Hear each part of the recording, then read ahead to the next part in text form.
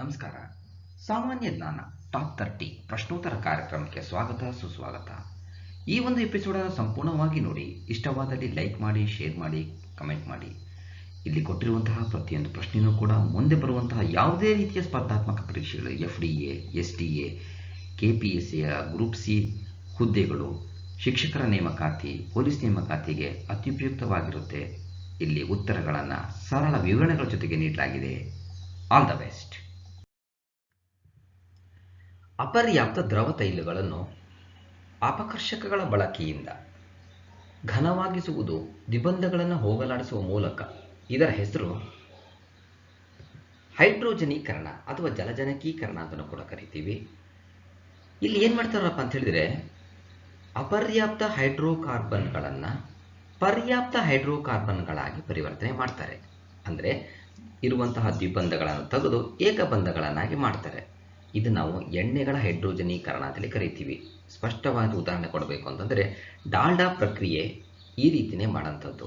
ಇಲ್ಲಿ ಏನು ಮಾಡ್ತೀವಪ್ಪ ಅಂತ ಹೇಳಿದರೆ, ಎಣ್ಣೆಗಳಿಗೆ ಅಂದರೆ ಅಡುಗೆಗೆ ಬಳಸುವಂತಹ ಎಣ್ಣೆಯನ್ನು ನಿಕ್ಕಲನ್ನು ಕೆಟಲಿಸ್ಟ್ ಆಗಿ ಬಳಸಿ ಹೈಡ್ರೋಜನ್ ಅನಿಲವನ್ನು ಹಾಯಿಸಿ ಅದನ್ನು ನಾವು ಹೀಟ್ ಮಾಡಿದಾಗ ಅದು ಘನರೂಪಕ್ಕೆ ಪರಿವರ್ತನೆ ಆಗುತ್ತೆ, ಅಂದರೆ ವನಸ್ಪತಿ ಆಗುತ್ತೆ. ಇಲ್ಲಿ ನಾವು ಹೈಡ್ರೋಜನ್ ಅನಿಲವನ್ನು ಹಾಯಿಸಿರೋದ್ರಿಂದ ಇದು ನಾವು ಹೈಡ್ರೋಜನೀಕರಣ ಅಂತೇಳಿ ಕರಿತೀವಿ. 4 is the right answer. Harappa ನಾಗರಿಕತೆಯ ಕಾಲದಲ್ಲಿ ಯಾವ ಲೋಹ ಕಾಣಸಿಗುವುದಿಲ್ಲ? ಕಬ್ಬಿಣ. ಹರಪ್ಪ ಜನರಿಗೆ ಕಬ್ಬಿಣದ ಬಳಕೆ ಗೊತ್ತಿರಲಿಲ್ಲ. ಕಂಚು, ತಾಮ್ರ ಮತ್ತು ಇನ್ನಿತರ ಲೋಹಗಳಿಂದ ಆಯುಧಗಳನ್ನು ತಯಾರಿಸುತ್ತಿದ್ದರು. 4 is the right answer. ಬಟ್ಟೆ ಒಗೆಯುವ ಸೋಪಿನಲ್ಲಿರುವುದು ಕೊಬ್ಬಿನಾಮ್ಲದ ಸೋಡಿಯಂ ಲವಣ. ಬಟ್ಟೆ ಒಗೆಯುವ ಸೋಪಿನಲ್ಲಿ ಫಾರ್ಮಾಟಿಕ್ ಆಮ್ಲ, ಸ್ಟೈರಿಕ್ ಆಮ್ಲ, ಓಲಿಕ್ ಆಮ್ಲ ಹೊಂದಿರುವ ಕೊಬ್ಬಿ ಆಮ್ಲ ಇರುತ್ತದೆ. ಬಟ್ಟೆ ಸೋಪನ್ನು ಪ್ರಾಣಿ ಅಥವಾ ಸಸ್ಯಜನ್ಯ ಎಣ್ಣೆಗಳನ್ನು ಸೋಡಿಯಂ ಹೈಡ್ರಾಕ್ಸೈಡ್ನೊಂದಿಗೆ ಕುದಿಸಿದಾಗ ಸೋಡಿಯಂ ಲೋಹದ ಸಾಬೂನು ಘನರೂಪದಿಂದ ಬಟ್ಟೆ ಸೋಪು ಉತ್ಪತ್ತಿಯಾಗುತ್ತದೆ. 2 is the right answer. ASEAN ಸಂಸ್ಥಾಪಕ ಸದಸ್ಯನಲ್ಲದ ದೇಶ ಯಾವುದು? Bhutan. Asian association of south East Asian nation ಇದರ ವಿಸ್ತೃತ ರೂಪ. ಆಗಸ್ಟ್ 8, 1967ರಂದು ಸ್ಥಾಪನೆಯಾಯಿತು. ಕೇಂದ್ರ ಕಚೇರಿ ಇಂಡೋನೇಷಿಯಾದ ಜಕಾರ್ತದಲ್ಲಿದೆ. ಸದಸ್ಯ ರಾಷ್ಟ್ರಗಳು 10. ಅವುಗಳು Indonesia, Malaysia, Philippines, Singapore, Thailand, Brunei, Myanmar, Cambodia, Laos ಹಾಗೂ Vietnam. 4 is the right answer. ಪ್ರತಿ ಬ್ಯಾಕ್ಟೀರಿಯಾ ಔಷಧಿಗಳ ಪೈಕಿ ಪ್ರತಿಜೀವಕವಲ್ಲದ್ದು ಈ ಕೆಳಗಿನವುಗಳಲ್ಲಿ ಯಾವುದು? ಬ್ಯಾಕ್ಟ್ರಿಮ್ DS. 2 is the right answer. ಯಾವ ಕೃತಿಯನ್ನು ಸಂಸ್ಕೃತ ಭಾಷೆಯ ಪ್ರಥಮ ವಿಶ್ವಕೋಶವೆಂದು ಪರಿಗಣಿಸಲಾಗಿದೆ? ಮನಸೋಲ್ಲಾಸ. ಮನಸೋಲ್ಲಾಸ ಕೃತಿಯನ್ನು 12ನೇ ಶತಮಾನದಲ್ಲಿ ಕಲ್ಯಾಣಿ ಚಾಲುಕ್ಯರ ಅರಸ 3ನೇ ಸೋಮವೇಶ್ವರನು ಬರೆದನು. ಇದನ್ನು ಸಂಸ್ಕೃತ ಭಾಷೆಯ ಪ್ರಥಮ ವಿಶ್ವಕೋಶ ಎನ್ನುವರು. 4 is the right answer. T ಮಾದರಿ ಅರೆವಾಹಕದಲ್ಲಿ ಹೆಚ್ಚುವರಿಯಾಗಿ ಇರುವ ಕಣ? ಇಲೆಕ್ಟ್ರಾನ್. ಟಿ ಮಾದರಿ ಅರೆವಾಹಕದಲ್ಲಿ ಇಲೆಕ್ಟ್ರಾನ್ ಹೆಚ್ಚುವರಿಯಾಗಿರುವಂತಹ ಕಣವಾಗಿದೆ. 3 is the right answer. Fluorosis ಎನ್ನುವುದು ಡ್ಯಾಶ್ ಮತ್ತು ಡ್ಯಾಶ್ ಸಂಬಂಧಿ ಕಾಯಿಲೆ? ಮೂಳೆ ಮತ್ತು ಹಲ್ಲು. ಫ್ಲೋರೋಸಿಸ್ ಒಂದು ಬಗೆಯ ಕಾಯಿಲೆಯಾಗಿದ್ದು ಮೂಳೆ ಮತ್ತು ಹಲ್ಲುಗಳಿಗೆ ಬರುವ ಕಾಯಿಲೆಯಾಗಿದೆ. ಸಾಮಾನ್ಯವಾಗಿ ಕುಡಿಯುವ ನೀರಿನಲ್ಲಿ ಫ್ಲೋರೈಡ್ ಅಂಶ ಹೆಚ್ಚಾದಾಗ ಬರುವಂತಹ ಕಾಯಿಲೆಯೇ ಫ್ಲೋರೋಸಿಸ್. ಹಲ್ಲು ಮತ್ತು ಮೂಳೆಗಳ ದುರ್ಬಲತೆ ಉಂಟಾಗುತ್ತೆ. 1 is the right answer. Dash ಕಾಯಿಲೆ ತಾಮ್ರದ ಕೊರತೆಯಿಂದ ಉಂಟಾಗುತ್ತದೆ? ಮೆಂಕಿಸ್ ರೋಗ. ಮೆಂಕಿಸ್ ರೋಗ ತಾಮ್ರದ ಕೊರತೆಯಿಂದ ಉಂಟಾಗದರೆ ಗಾಯ್ಟರ್, ಅಯೋಡಿನ್ ಕೊರತೆಯಿಂದ, ಸಿಕಲ್ ಸೆಲ್ ಅನಿಮಿಯಾ, ಕಬ್ಬಿಣದ ಕೊರತೆಯಿಂದ ಉಂಟಾಗುತ್ತದೆ. ಇನ್ನು ಕ್ಷಯ ಬರುತ್ತದೆ ಮೈಕೋಬ್ಯಾಕ್ಟೀರಿಯಂ ಟ್ಯೂಬರ್ಕ್ಯುಲೋಸಿಸ್ ಎಂಬಂತಹ ಬ್ಯಾಕ್ಟೀರಿಯಾದಿಂದ. 3 is the right answer. ಈ ಕೆಳಗಿನ ಸಂಘಟನೆಗಳಲ್ಲಿ ಯಾವುದು ಸೈಮನ್ ಆಯೋಗವನ್ನು ಬಹಿಷ್ಕರಿಸಿತು? A Congress, B Muslim League, C Hindu Mahasabha. ABC Simon ಆಯೋಗವನ್ನು ಬಹಿಷ್ಕರಿಸಿದ್ದು ಇವು ಮೂರೂ ಕೂಡ ಭಾರತ ಸ್ವಾತಂತ್ರ್ಯ ಪಡೆಯಲು ಎಷ್ಟು ಯೋಗ್ಯ ಎಂದು ಅಧ್ಯಯನ ಮಾಡಲು 1927 ನವೆಂಬರ್ನಲ್ಲಿ ಸೈಮನ್ ಅಧ್ಯಕ್ಷತೆಯಲ್ಲಿ 7 ಜನ ಬ್ರಿಟಿಷ್ ಸದಸ್ಯರ ಒಳಗೊಂಡ ಆಯೋಗ ರಚಿಸಿ ಕಳುಹಿಸಿತು. 1927 ಫೆಬ್ರವರಿ 3ರಂದು ಈ ಆಯೋಗ ಬಾಂಬೆಗೆ ಬಂದಿಳಿಯಿತು. ಭಾರತೀಯ ಪ್ರಾತಿನಿಧ್ಯವಿಲ್ಲದ ಈ ಆಯೋಗವನ್ನು ಈ ಮೂರು ಬಹಿಷ್ಕರಿಸಿದವು. 1 is the right answer. Gandhiji ಅಧ್ಯಕ್ಷತೆ ವಹಿಸಿದ್ದ ಏಕಮಾತ್ರ ವಾರ್ಷಿಕ ಕಾಂಗ್ರೆಸ್ ಅಧಿವೇಶನ ಯಾವುದು? ಬೆಳಗಾವಿ ಅಧಿವೇಶನ 1924.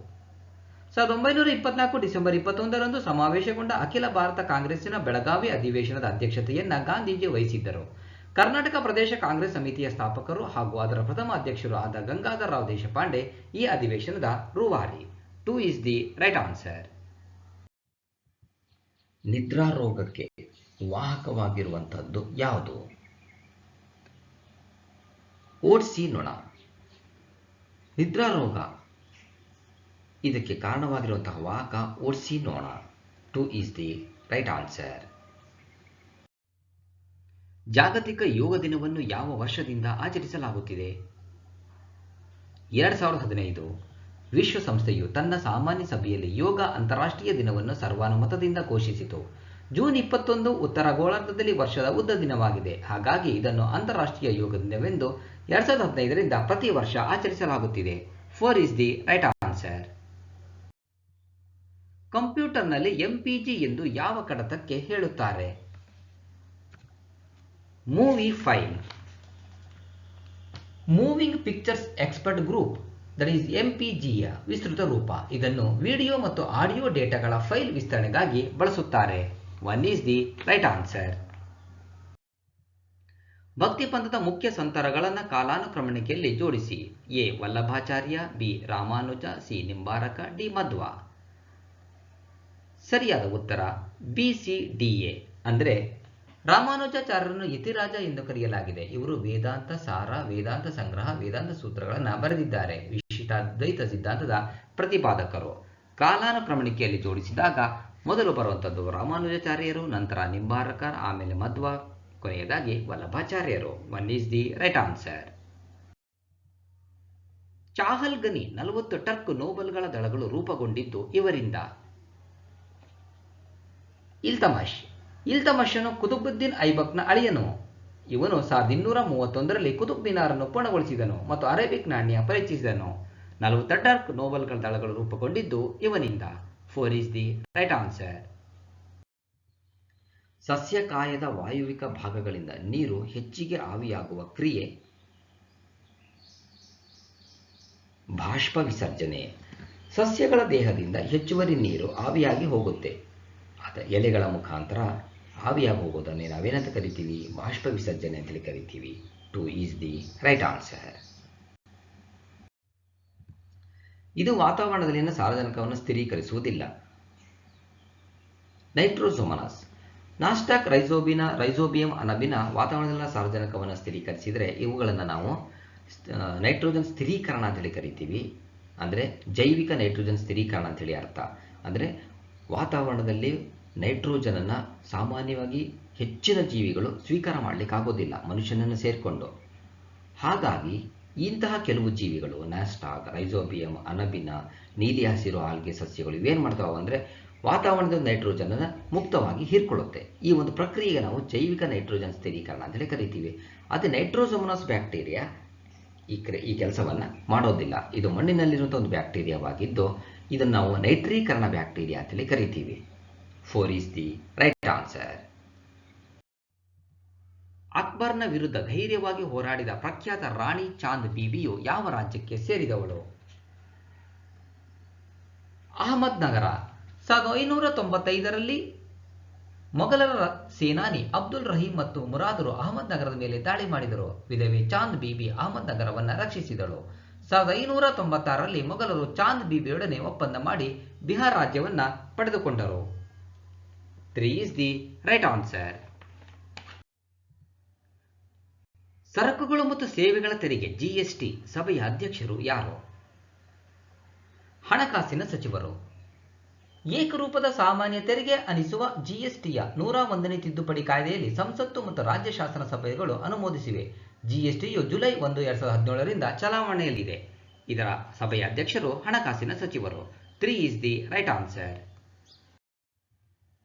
ಸಂಸತ್ತು ಸದಸ್ಯರಿಗೆ ಡ್ಯಾಶ್ ಅವಧಿಯ ನಂತರ ಶೂನ್ಯ ವೇಳೆಯಲ್ಲಿ ಪ್ರಶ್ನೆಗಳನ್ನು ಕೇಳಲು ಅವಕಾಶ ಮಾಡಿಕೊಡಲಾಗುತ್ತದೆ.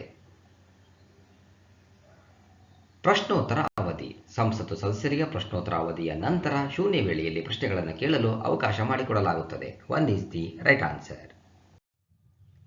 10ನೇ ಶತಮಾನ ಆಚಾರ್ಯ ನೇಮಿಚಂದ್ರನನ್ನು ಜನಪ್ರಿಯವಾಗಿ ಹೀಗೆ ಹೆಸರಿಸಲಾಗುತ್ತಿತ್ತು. ಸಿದ್ಧಾಂತ ಚಕ್ರವರ್ತಿ. ಆಚಾರ್ಯ ನೇಮಿಚಂದ್ರ 10ನೇ ಶತಮಾನದ ಜೈನ ಆಚಾರ್ಯರಲ್ಲಿ ಅತ್ಯಂತ ಶ್ರೇಷ್ಠ ಲೇಖಕ. ಇವರನ್ನು ಜನಪ್ರಿಯವಾಗಿ ಸಿದ್ಧಾಂತ ಚಕ್ರವರ್ತಿ ಎಂದು ಕರೆಯಲಾಗುತ್ತಿತ್ತು. ಇವರು ಗಂಗವಂಶದ ಚಾಮುಂಡರಾಯನ ಆಧ್ಯಾತ್ಮಿಕ ಶಿಕ್ಷಕರಾಗಿದ್ದರು. 1 is the right answer. Mariana trench ಎಂದರೇನು? ವಿಶ್ವದ ಸಾಗರಗಳ ಅತ್ಯಂತ ಆಳದ ಭಾಗವೇ Mariana trench. Mariana trench Pacific ಸಾಗರದ ಅತ್ಯಂತ ಆಳವಾದ ತಗ್ಗು ಪ್ರದೇಶ. ಇದರ ಆಳವು 11,033 ಮೀಟರ್ ಆಳವಾಗಿದ್ದು ಇದು ಪ್ರಪಂಚದ ಅತ್ಯಂತ ಆಳವಾದ ಭಾಗವಾಗಿದೆ.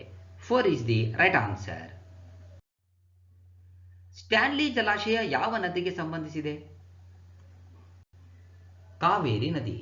ಸ್ಟ್ಯಾನ್ಲಿ ಜಲಾಶಯವು ದಕ್ಷಿಣ ಭಾರತದ ದೊಡ್ಡ ಮೀನುಗಾರಿಕಾ ಜಲಾಶಯಗಳಲ್ಲಿ ಒಂದಾಗಿದೆ. ಇದರ ಪ್ರಮುಖ ನೀರಿನ ಮೂಲ ಕಾವೇರಿ. ಇದರ 3 ಸಣ್ಣ ಉಪನದಿಗಳು ಪಾಲಾರ್, ಚೆನ್ನಾರ್ ಮತ್ತು ತೋಪ್ಪಾರ್. 4 ಈಸ್ ದಿ ರೈಟ್ ಆನ್ಸರ್. ಯುರೋಪಿಯನ್ನರು ಭಾರತಕ್ಕೆ ಕೆಲವು ಹೊಸ ಬೆಳೆಗಳನ್ನು ಪರಿಚಯಿಸಿದರು. ಅವರು ಪರಿಚಯಿಸದ ಬೆಳೆ ಯಾವುದು? ಮೆಕ್ಕೆಜೋಳ. ಭಾರತಕ್ಕೆ ಬಂದ ಮೊದಲ ಯುರೋಪಿಯನ್ನರು ಅಂದರೆ ಪೋರ್ಚುಗೀಸರು. ಇವರು ಭಾರತಕ್ಕೆ ಅಮೆರಿಕದ ಬೆಳೆಗಳಾದ ನೆಲಗಡಲೆ, ತಂಬಾಕು, ಈರುಳ್ಳಿ, ಜೋಳ, ಆಲೂಗಡ್ಡೆ, ಮೆಣಸಿನಕಾಯಿ ಮುಂತಾದವುಗಳನ್ನು ಪರಿಚಯಿಸಿದರು. ಆದರೆ ಮೆಕ್ಕೆಜೋಳ ಅವರು ಪರಿಚಯಿಸದ ಬೆಳೆ. 4 ಈಸ್ ದಿ ರೈಟ್ ಆನ್ಸರ್. ಇವುಗಳಲ್ಲಿ ಗುಂಪಿಗೆ ಸೇರದ ಪದ ಟೈಫಾಯ್ಡ್. ಕಾರಣ ಜಾಂಡೀಸ್, ಇನ್ಫ್ಲೂಯೆನ್ಸಾ, ಮಮ್ಸ್ ವೈರಸ್ನಿಂದ ಬಂದರೆ ಟೈಫಾಯ್ಡ್ ಬ್ಯಾಕ್ಟೀರಿಯಾದಿಂದ ಬರುವಂತಹ ಒಂದು ರೋಗವಾಗಿದೆ. 3 ಈಸ್ ದಿ ರೈಟ್ ಆನ್ಸರ್. ರಾತ್ರಿ ದೃಷ್ಟಿಗೆ ಸಹಕಾರಿಯಾದ ಜೀವಸತ್ವ ಕೆಳಗಿನವುಗಳಲ್ಲಿ ಯಾವುವು?